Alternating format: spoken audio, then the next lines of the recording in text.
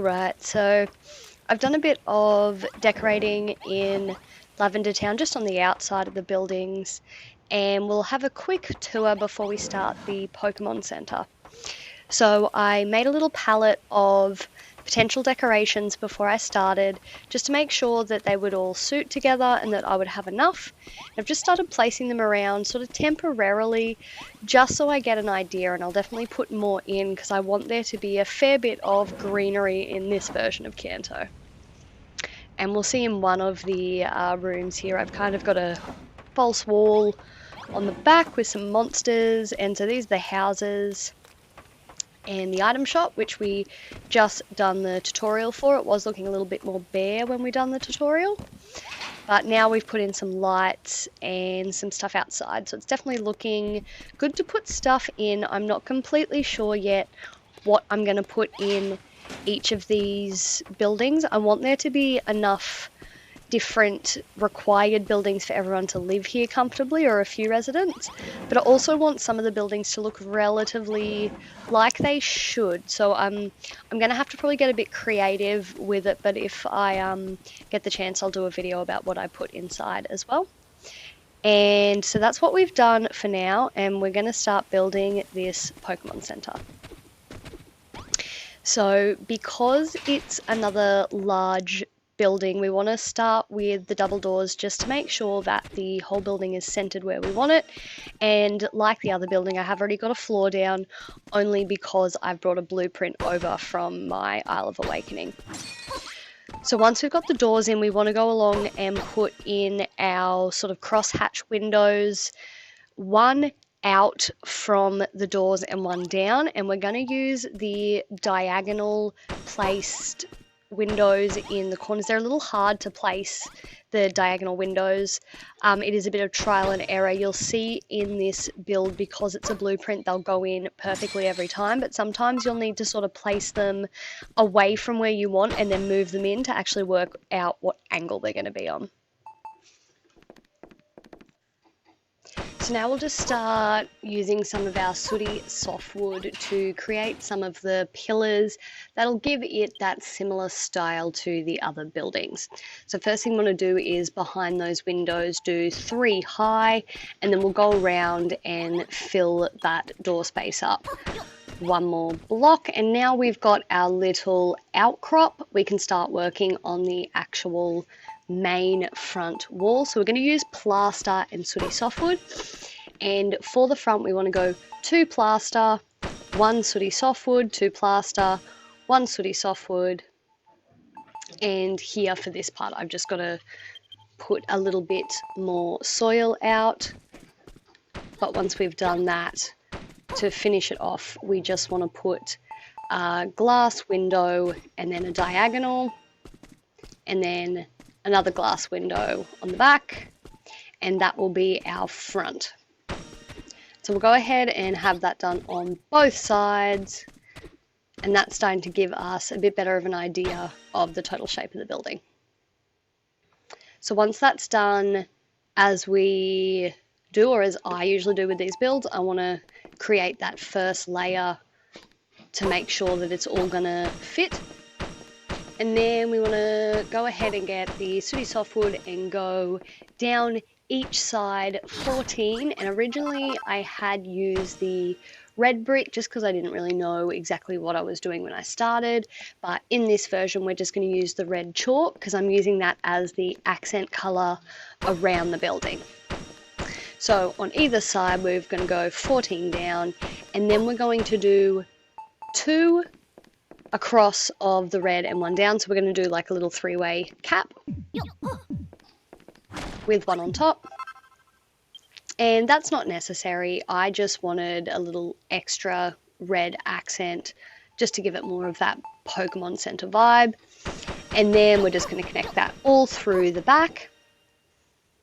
And before we do any more, we're going to actually do our back wall first on this one, just because we want to get a bit of an idea of what that feature is going to be.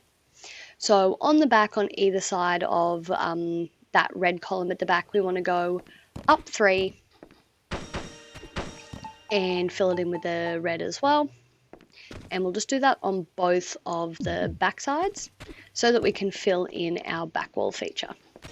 So I'm going to use the silver birch lumber. I think it looks good for the building, but it also does to me fit in because we're using silver birch trees in the town itself. So after that, we're going to do a line of the red chalk and then the sooty softwood, and that's going to be the main part of our back feature wall complete. So now we can move on to filling in more of the wall space. So at the front, we've done a similar style to the other buildings with these long pillars. And so to match that, we want to get the sooty softwood, and where we'd put the black marks at the front go up for a total of 4. And we can just go up one more on that front section as well. And we're going to have a lower roof cap there.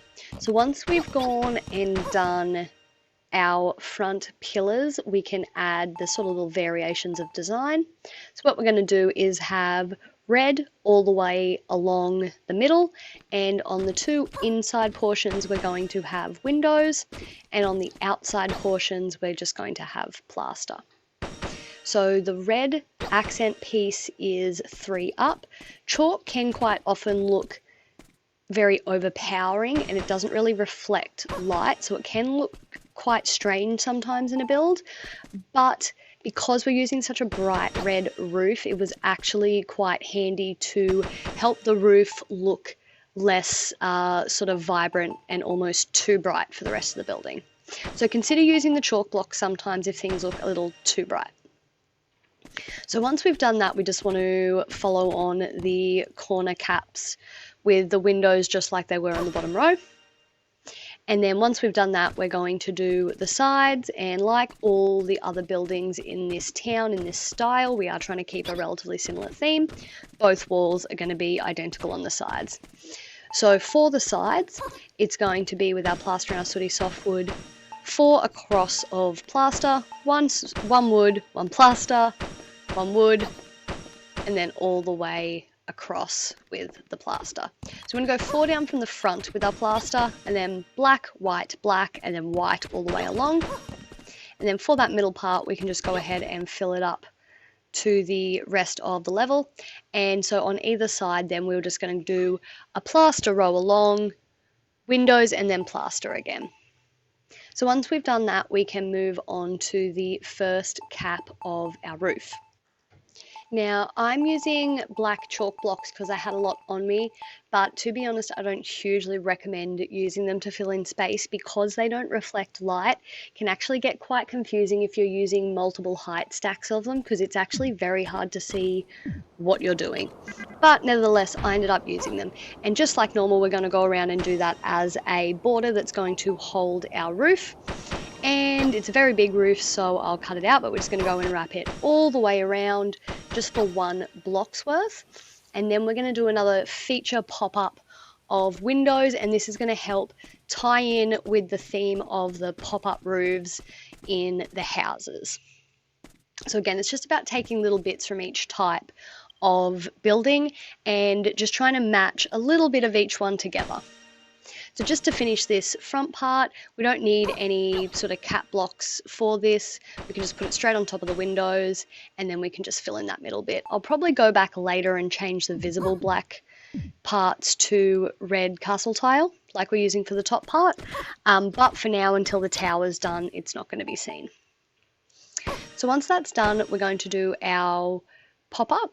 So we're just going to get the sooty softwood and we're going to connect it up to all of the pillars around, except for the 2 on the outside at the front. Now, you don't have to do that. It is just purely, again, to follow in with that design theme that we've got with these buildings, which is to have these kind of long pillars that tend to go up and to a side, and then they cut off at certain sections. So once we've done that, we can just go around and put in our diagonal windows as well on the corners, and then go through and fill the whole thing with our plain windows. So this helps give height to it as well. And once we've done that, we can pop on 1 more layer of roof, and this is going to be our double layer of roof. So first we'll just go around and do 1 wrap around,